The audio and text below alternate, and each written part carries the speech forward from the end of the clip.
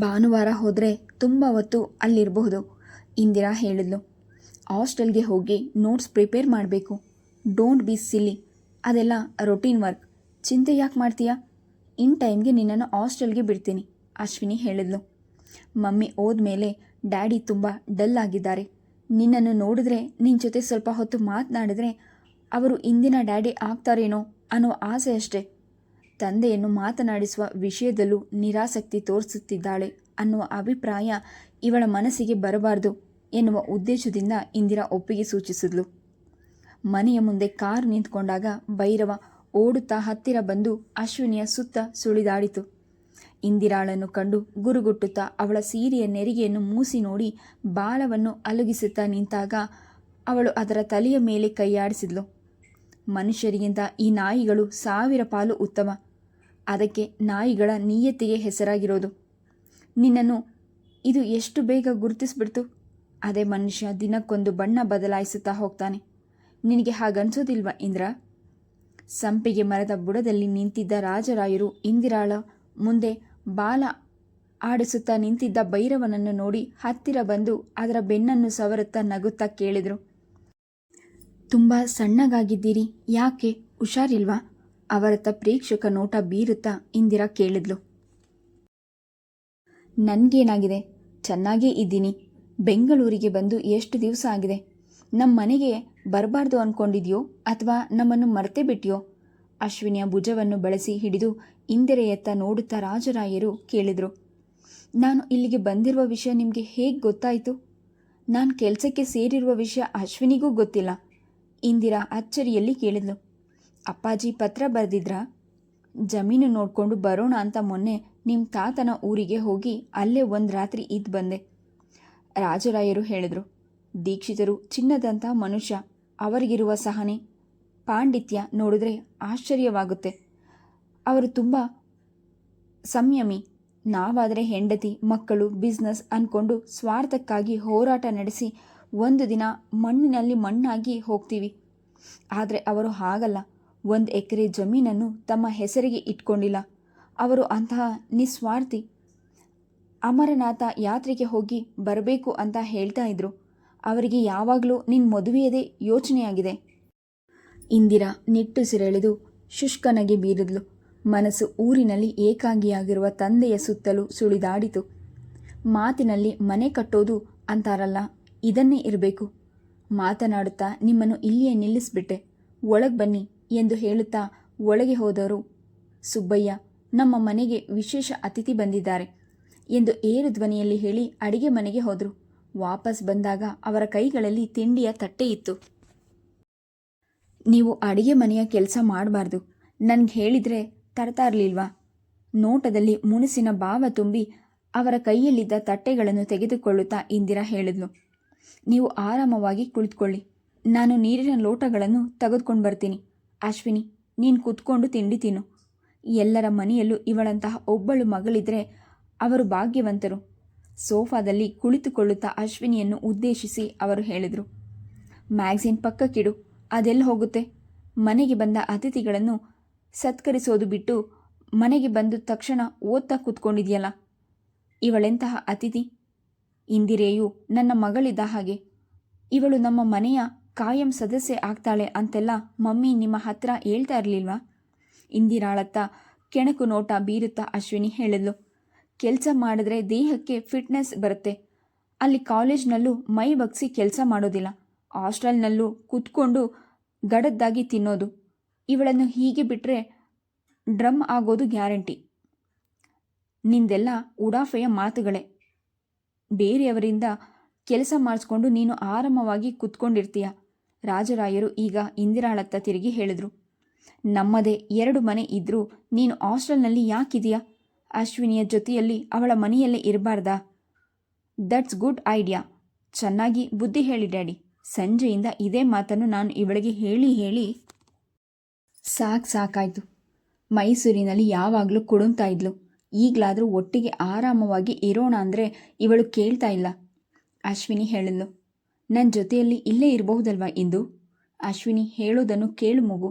ಬೇಕಾದರೆ ನಾನು ನಿಮ್ಮ ತಂದೆಗೆ ಹೇಳ್ತೀನಿ, ರಾಜರಾಯರು ಮತ್ತೊಮ್ಮೆ ಒತ್ತಾಯಿಸಿದ್ರು. ನಾನಿರುವ ಹಾಸ್ಟೆಲ್ ಕಾಲೇಜ್ಗೆ ತುಂಬ ಹತ್ತಿರ ಇದೆ. ಬಸ್ ಸಿಗದಿದ್ರೆ ನಡ್ಕೊಂಡೇ ಹೋಗಬಹುದು ಇಂದಿರಾ ಹೇಳಲು. ಮುಂದಿನ ವರ್ಷದಿಂದ ಬೇಕಾದರೆ ಅಶ್ವಿನಿ ಜೊತೆಯಲ್ಲೇ ಇರ್ತೀನಿ. ಇವತ್ತಿನ ವಿಷಯ ಮುಖ್ಯ. ಮುಂದಿನ ವರ್ಷ ಕಡ್ಡಾಯವಾಗಿ ಇದೇ ಮನೆಯಲ್ಲಿ ಇರಲೇಬೇಕಲ್ವಾ? ರಾಜರಾಯರು ನಕ್ಕು ಹೇಳಿದ್ರು. ಇರಲೇಬೇಕು ಅಂತ ಎಲ್ಲಿ ಹೇಳಿದೆ? ನಾನು ಅದೇ ಹಾಸ್ಟೆಲ್ನಲ್ಲಿ ಕಂಟಿನ್ಯೂ ಮಾಡಿದ್ರೆ ಬೇಕೆಂದೇ ಇಂದಿರಾ ವಿಷಯವನ್ನು ಹಿಂಜೆಳೆದ್ಲು.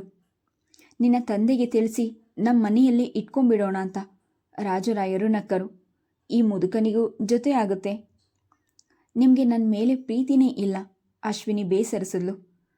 ಇವಳೆದುರಿಗೆ ನನ್ನ ಕಡೆಗಾಣಿಸ್ತಾ ಇದ್ದೀರಿ. ನಿಮಗೆ ಇವಳೇ ಹೆಚ್ಚಾಯ್ತಾ? ನೀವು ಹೇಳಿದರೆ ನಾನು ಈ ಮನೆಯಲ್ಲೇ ಇರೋದಿಲ್ಲ. ಅಬ್ಬಬ್ಬಾ, ಏನು ಕೋಪ! ನೀನು ಯಾವಾಗಲೂ ನನ್ನ ಜೊತೆಯಲ್ಲೇ ಇರೋದಕ್ಕಾಗತ್ತಾ? ಈಗ ಅರುಣ ಅಂತ ಹೇಳ್ತೀಯಾ? ಆಮೇಲೆ ತೊಡೆ ಮೇಲೆ ಮಗು ಬಂದು ಮಮ್ಮಿ ಅಂದರೆ ದೇವ್ರೇ ಗತಿ. ರಾಜರಾಯರ ಮಾತು ಕೇಳಿ ಅಶ್ವಿನಿಯ ಮುಖ ಇದ್ದಕ್ಕಿದ್ದಂತೆ ಬಾಡಿ ಹೋಯಿತು. ಹೊರಗೆ ಬಂದಾಗ ಎದುರಿಗೆ ಬಂದ ಭೈರವನ ತಲೆಯ ಮೇಲೆ ಮೃದುವಾಗಿ ಕೈ ಆಡಿಸಿ ಕಾರಿನಲ್ಲಿ ಕುಳಿತುಕೊಂಡ್ಳು. ಹೇಗಿದ್ರೂ ಗಡದ್ದಾಗಿ ತಿಂಡಿ ತಿಂದಾಗಿದೆ. ನಮ್ಮ ಮನೆಗೆ ಹೋಗಿ ಊಟ ಮಾಡೋಣ. ಆಮೇಲೆ ನಿನ್ನ ಹಾಸ್ಟೆಲ್ಗೆ ಡ್ರಾಪ್ ಮಾಡ್ತೀನಿ. ನಿನ್ನ ಜೊತೆಯಲ್ಲಿದ್ದರೆ ನನ್ನ ಮನಸ್ಸಿಗೆ ಸಮಾಧಾನ ಇರುತ್ತೆ. ಕಾರಿನಲ್ಲಿ ಹೋಗ್ತಾ ರಸ್ತೆಯಲ್ಲೇ ದೃಷ್ಟಿ ನೆಟ್ಟು ಅಶ್ವಿನಿ ಹೇಳಿದ್ಲು. ಬಲವಂತ ಮಾಡಬೇಡ ಅಶ್ವಿನಿ, ಇಂದಿರಾ ಹೇಳಿದ್ಲು. ನನ್ನನ್ನು ಸೀದಾ ಹಾಸ್ಟೆಲ್ಗೆ ಬಿಟ್ಟು ನೀನು ಮನೆಗೆ ಹೋಗು. ಅರುಣ ನಿನಗಾಗಿ ಕಾಯ್ತಾ ಇರ್ತಾರೆ. ಲೇಟ್ ಆದರೆ ಬೇಜಾರು ಮಾಡ್ಕೊಳ್ತಾರೆ.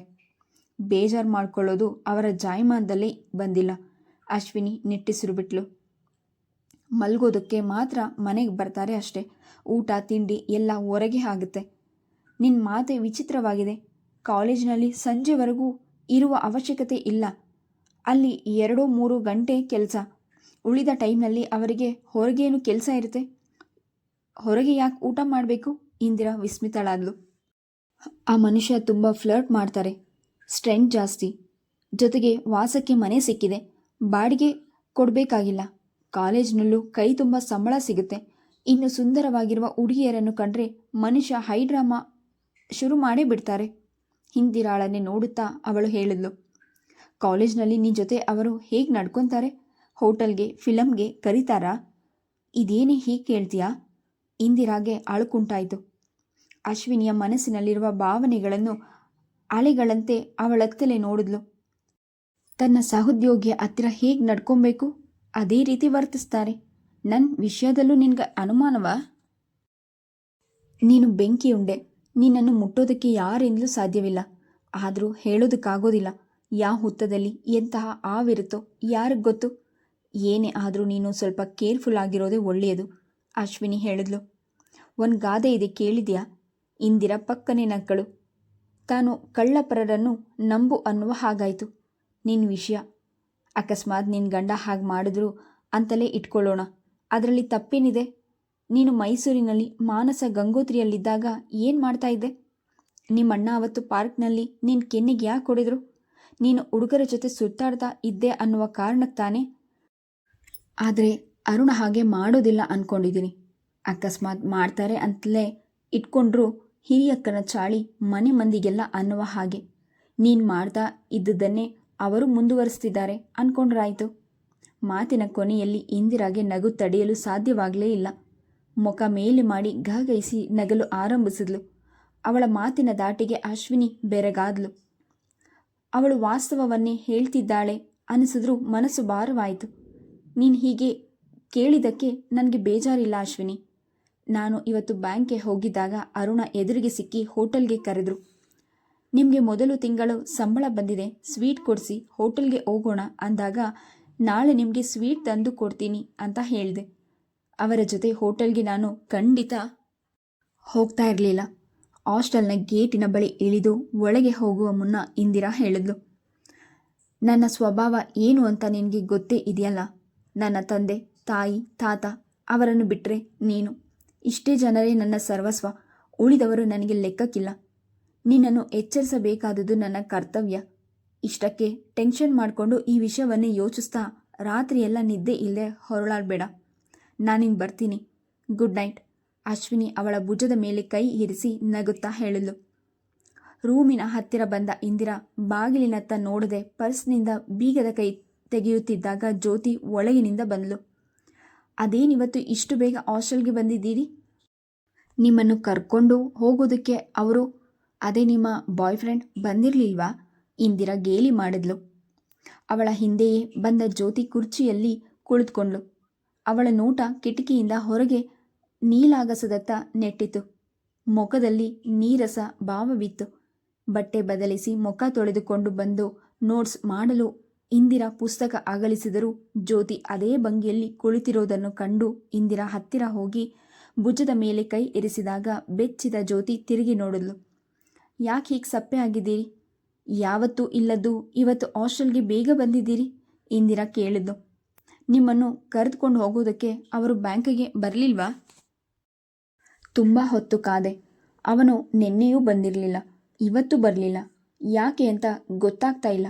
ಅವಳ ಮಾತುಗಳಲ್ಲಿ ಸೂಕ್ಷ್ಮತೆ ಅಣುಕಿತು. ನನಗೆ ಅವರದೇ ಯೋಚನೆ ಆಗಿದೆ. ಓಹೋ, ಇದಾ ನಿಮ್ಮ ಬೇಸರಕ್ಕೆ ಕಾರಣ? ಇಂದಿರಾ ನಕ್ಕಳು. ಅವರು ಬಾರದೆ ಇದ್ರೆ ಏನಂತೆ? ಅವರು ಇರುವ ಜಾಗಕ್ಕೆ ನೀವೇ ಹೋದ್ರಾಯ್ತು. ಅಲ್ಲಿಗೆ ಹೋಗೋದು ಬೇಡ ಅನ್ಸುತ್ತಾ? ಫೋನ್ ಮಾಡಿ. ಫೋನ್ಗೂ ಸಿಗ್ತಾ ಇಲ್ಲ. ಅವರ ಮನೆಗೆ ಹೋಗೋಣ ಅಂದ್ಕೊಂಡೆ, ಆದರೆ ಇಷ್ಟು ದಿವಸ ಆಯಿತು. ಅವರ ಮನೆ ಎಲ್ಲಿದೆ, ಅವರು ಎಲ್ಲಿ ಕೆಲಸ ಮಾಡ್ತಾ ಇದ್ದಾರೆ ಅನ್ನುವ ವಿಷಯವೂ ನನಗೆ ಗೊತ್ತಿಲ್ಲ. ಜ್ಯೋತಿಯ ಮಾತುಗಳಲ್ಲಿ ಅಸಹಾಯಕತೆ ಇತ್ತು. Very strange. ಯಾರನ್ನಾದರೂ ಪ್ರೀತಿ ಮಾಡೋದಕ್ಕಿಂತ ಮೊದಲು ಅವರ ಪೂರ್ವಪರ ವಿಚಾರಿಸಿಕೊಂಡು ಮುಂದುವರಿಯಬೇಕು. ಕೇವಲ ಸ್ನೇಹಕ್ಕಾಗಿ, ಶೋಕಿಗಾಗಿ ಕೆಲವರು ಫ್ರೆಂಡ್ಶಿಪ್ ಮಾಡ್ತಾರೆ. ಈ ವಿಷಯ ನಿಮಗೆ ಗೊತ್ತಿಲ್ವಾ? ಈಗಿನ ಕಾಲದ ಯುವಕರು ಏನು ಮಾಡ್ತಾರೆ ಅನ್ನುವ ವಿವೇಚನೆ ನಮಗೆ ಇರಬೇಕು. ಪ್ರೀತಿಗಾಗಿ ಕೆಲವರು ಎಂತಹ ತ್ಯಾಗಕ್ಕೆ ಬೇಕಾದರೂ ಸಿದ್ಧರಿರ್ತಾರೆ. ಇನ್ನು ಕೆಲವರು ಅದನ್ನು ಕೇವಲ ಶೋಕಿಗಾಗಿ, ಕಾಲ ಕಳೆಯುವುದಕ್ಕಾಗಿ ಅನ್ಕೊತಾರೆ. ಅವಳ ಮಾತಿನ ದಾಟಿಗೆ ಜ್ಯೋತಿ ಚಲಿಸಿ ಹೋದ್ಲು. ಟೇಬಲ್ ಮೇಲೆ ಕೈ ಇರಿಸಿ ಅದರ ಮೇಲೆ ತಲೆ ಊರಿದ್ಲು. ಕಣ್ಣುಗಳಲ್ಲಿನ ಕಂಬನಿ ಧಾರೆಯಾಯಿತು. ಮನದಾಳದಲ್ಲಿ ಭೀತಿ ಆವರಿಸಿಕೊಂಡಿತ್ತು. ಇಷ್ಟು ಸಣ್ಣ ವಿಷಯಕ್ಕೆ ಯಾರಾದರೂ ಅಳ್ತಾರಾ? ಅವಳ ಬೆನ್ನಿನ ಮೇಲೆ ಕೈ ಇರಿಸಿ ಸಾಂತ್ವನ ನೀಡುವಂತೆ ಇಂದಿರಾ ಹೇಳಿದ್ಲು. ಪ್ರತಿದಿನ ಬರ್ತಾ ಇದ್ದವರು 1-2 ದಿವಸದಿಂದ ಬಂದಿಲ್ಲ ಅಂದರೆ ಬಹುಶಃ ಯಾವುದೋ ಪರ್ಸ್ನಲ್ ಪ್ರಾಬ್ಲಮ್ ಇರಬೇಕು. 1-2 ದಿವಸ ಕಾದು ನೋಡೋದು ಒಳ್ಳೆಯದು. ಯಾವ ವಿಷಯಕ್ಕೂ ಆ ಥರದ ನಿರ್ಧಾರ ತೆಗೆದುಕೊಳ್ಳೋದು ಸರಿಯಲ್ಲ. ಯಾಕೋ ಮನಸ್ಸಿನಲ್ಲಿ ಕೆಟ್ಟ ಯೋಚನೆಗಳೇ ಬರ್ತಾ ಇವೆ ಇಂದಿರಾ. ಕೆನ್ನೆಯ ಮೇಲಿನ ನೀರನ್ನು ಒರೆಸಿಕೊಳ್ಳುತ್ತಾ ಜ್ಯೋತಿ ಮಾತು ಬದಲಾಯಿಸಿದ್ಲು. ಅದೇನಿವತ್ತು ನೀವು ಇಷ್ಟು ಲೇಟಾಗಿ ಬಂದಿದ್ದೀರಿ? ಕಾಲೇಜ್ನಲ್ಲಿ ಫಂಕ್ಷನ್ ಇತ್ತಾ?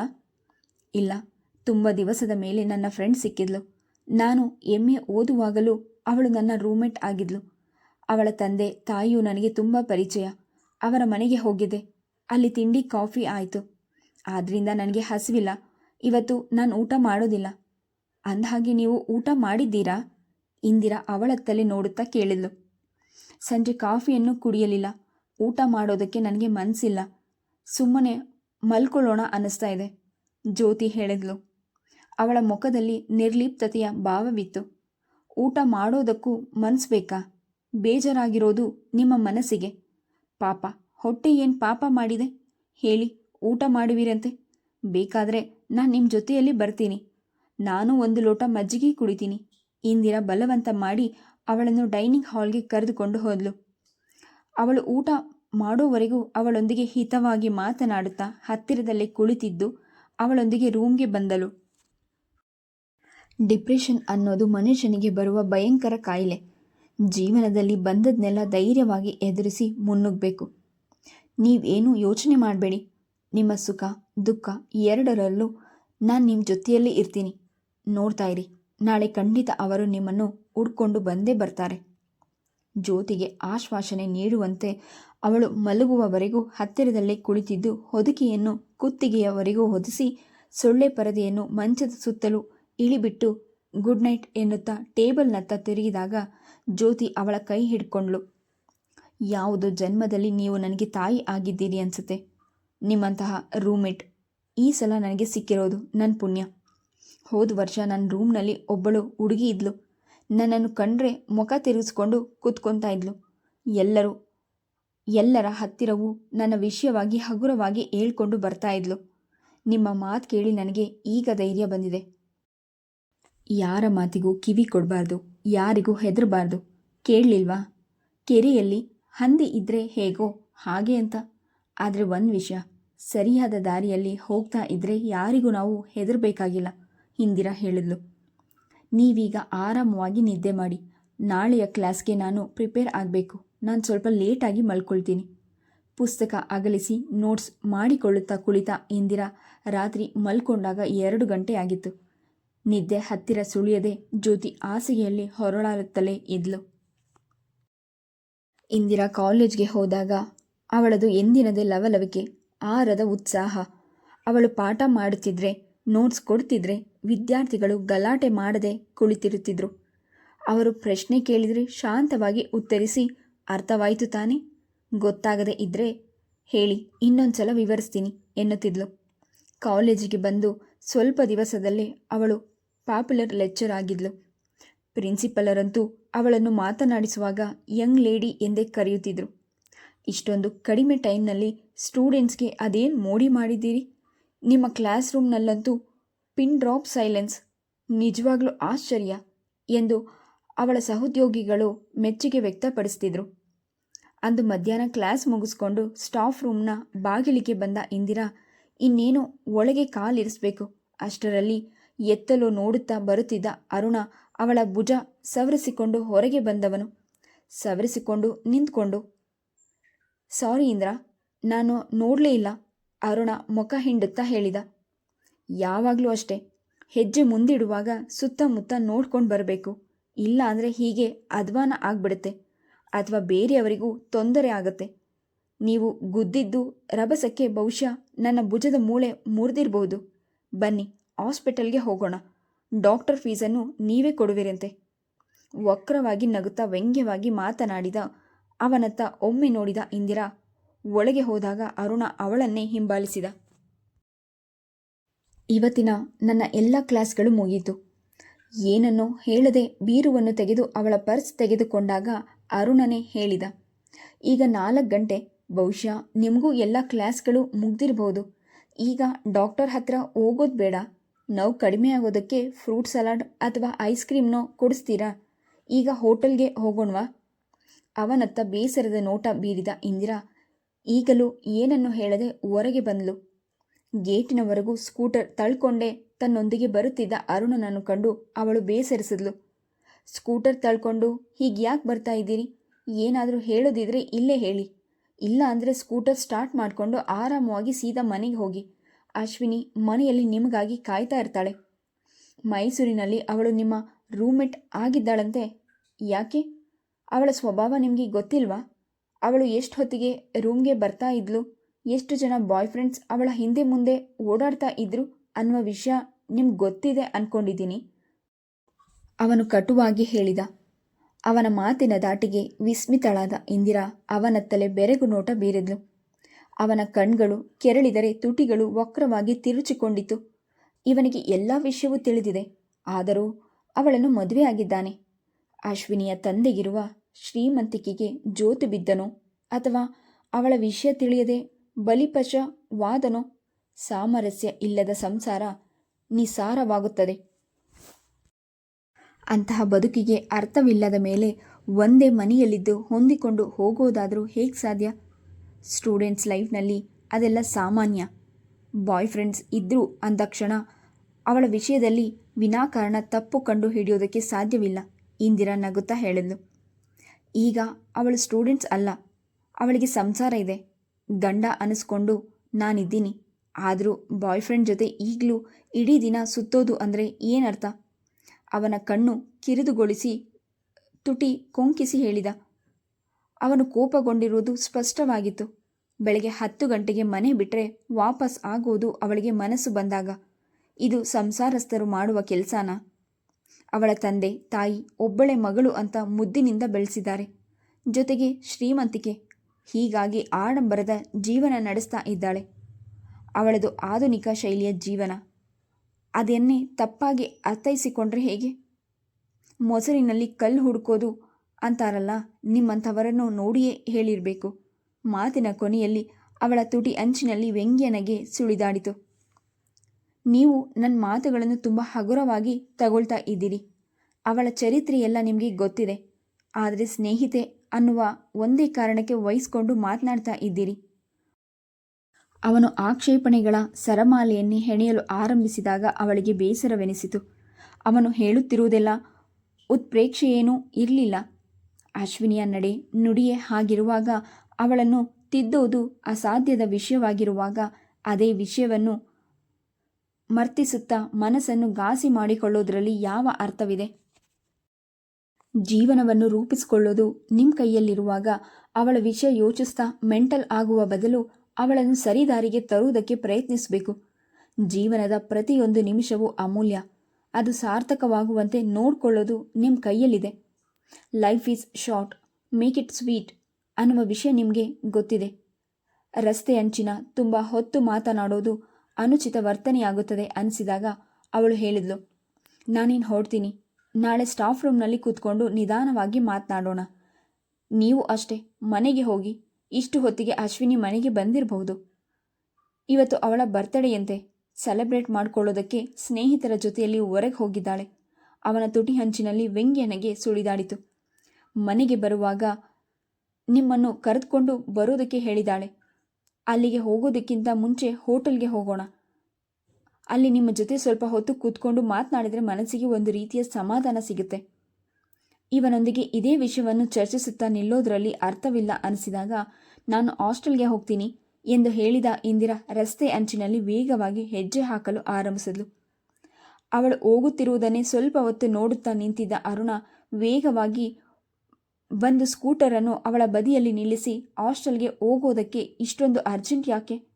ಹೋಟೆಲ್ಗೆ ಹೋಗಿ ಆಮೇಲೆ ನಿಮ್ಮ ಸ್ನೇಹಿತೆಯ ಮನೆಗೆ ಹೋಗೋಣ. ಬನ್ನಿ ಇಂದಿರಾ ಎಂದು ಮತ್ತೊಮ್ಮೆ ಕರೆದಾಗ ಅವಳಿಗೆ ಅಸಹ್ಯವೆನಿಸಿತು. ಕಾಲೇಜ್ನಲ್ಲಿ ತುಂಬ ಜನ ಲೆಕ್ಚರ್ಸ್ ಇದ್ದರೂ ಅವರ ಜೊತೆಯಲ್ಲಿ ಹೋಗದೆ ನನಗೆ ಯಾಕೆ ಹೀಗೆ ಬಲವಂತ ಮಾಡ್ತಿದ್ದೀರಿ? ಶಿವರಾಮ್, ಮೋಹನ್, ಗಣೇಶ್, ಹೀಗೆ ನಮಗೆ ಎಷ್ಟು ಜನ ಕೊಲೀಗ್ಸ್ ಇಲ್ಲ. ಅವರನ್ನು ಕರ್ಕೊಂಡು ಹೋಗಿ ಕಾಫಿ ತಿಂಡಿ ಕೊಡಿಸಿ. ಅವರಿಗೂ ಖುಷಿಯಾಗುತ್ತೆ, ನಿಮಗೂ ಸಮಾಧಾನ ಇರುತ್ತೆ. ಇಂದಿರಾ ಸಿಡುಕಿದ್ಲು. ಕಣ್ಣು, ಮೂಗು, ಗುಂಗುರು ಕೂದಲನ್ನು ಬಿಟ್ಟರೆ ನೀವು ತೇಟ್ ಅಶ್ವಿನಿಯ ತದ್ರೂಪು. ಜೊತೆಗೆ ನಿಮ್ಮ ನಡೆ ನುಡಿಯಂತೂ ಅಪರಂಜಿ. ಕಾಲೇಜಿನಲ್ಲಿ ನೀವು ಸ್ಟೂಡೆಂಟ್ಸ್ಗೂ ಅಚ್ಚುಮೆಚ್ಚಿನ ಟೀಚರ್. ಇಂಥವರನ್ನು ಇಷ್ಟಪಟ್ಟರೆ ಹೋಟೆಲ್ಗೆ ಕರೆದರೆ ತಪ್ಪಾಗುತ್ತಾ? ಅರುಣ್ ಕೇಳಿದ. ಅವನ ಮನದಾಳದ ನೇರವಾದ ಮಾತುಗಳಿಗೆ ಮೆಚ್ಚುಗೆ ಎನಿಸಿದ್ರೂ ಅವನ ನೋಟದಲ್ಲಿನ ಆರಾದ ಅನುಭವ ಅಸಹ್ಯವೆನಿಸಿತು. ಸುತ್ತಲೂ ದೃಷ್ಟಿ ಹಾಯಿಸಿದಾಗ ಖಾಲಿ ಬರುತ್ತಿದ್ದ ರಿಕ್ಷಾ ಕಾಣಿಸಿತು. ತಕ್ಷಣ ಕೈ ಮಾಡಿ ರಿಕ್ಷಾವನ್ನು ನಿಲ್ಲಿಸಿ ಅದರಲ್ಲಿ ಕುಳಿತು ತಾನು ಹೋಗಬೇಕಾಗಿರುವ ಜಾಗವನ್ನು ತಿಳಿಸಿ ಸೀಟಿಗೆ ಹೊರಗೆ ದೀರ್ಘವಾಗಿ ನಿಟ್ಟುಸಿರು ಬಿಟ್ಲು. ಹಾಸ್ಟೆಲ್ಗೆ ಬಂದವಳೆ ಡೈನಿಂಗ್ ಹಾಲ್ಗೆ ಹೋಗಿ ಕಾಫಿ ಕುಡಿದು ರೂಮ್ಗೆ ಬಂದಳು. ಸ್ವಲ್ಪ ಹೊತ್ತು ಮಲ್ಕೊಂಡು ಆಮೇಲೆ ನೋಟ್ಸ್ ಮಾಡಿದ್ರಾಯ್ತು ಎಂದ್ಕೊಂಡು ಹಾಸಿಗೆಯಲ್ಲಿ ಮಲಗಿ ಕಣ್ಣು ಮುಚ್ಕೊಂಡ್ಳು. 1 ಗಂಟೆಯ ನಂತರ ಪುಸ್ತಕ ಹಿಡಿದು ಕುಳಿತುಕೊಂಡಾಗ ನೋಟ ಕಿಟಿಕಿಯಾಚೆ ಸರಿಯಿತು. ಬೇಡವೆಂದು ಬದಿಗೆ ಸರಿಸಲು ಯತ್ನಿಸಿದರೂ ಮನಸ್ಸು ಅರುಣ್ ಹೇಳಿದ ಮಾತುಗಳನ್ನೇ ಮೆಲುಕು ಹಾಕಲು ಆರಂಭಿಸಿತು. ಬಾಗಿಲಿ ಜೋರಾಗಿ ಶಬ್ದ ಮಾಡುತ್ತಾ ತೆಗೆದುಕೊಂಡಾಗ ಬೆಚ್ಚಿದ ಇಂದಿರಾ ಹೊರಳಿ ನೋಡುವಷ್ಟರಲ್ಲೇ ಹಿಮ್ಮದಿಯಿಂದ ಬಂದ ಅಶ್ವಿನಿ ಅವಳನ್ನು ಬಿಗಿಯಾಗಿ ಅಪ್ಪಿ ಹಿಡಿದು ಕೆನ್ನೆಗೆ ಮುತ್ತಿಟ್ಟಳು. Please subscribe the channel, like and share. Thank you.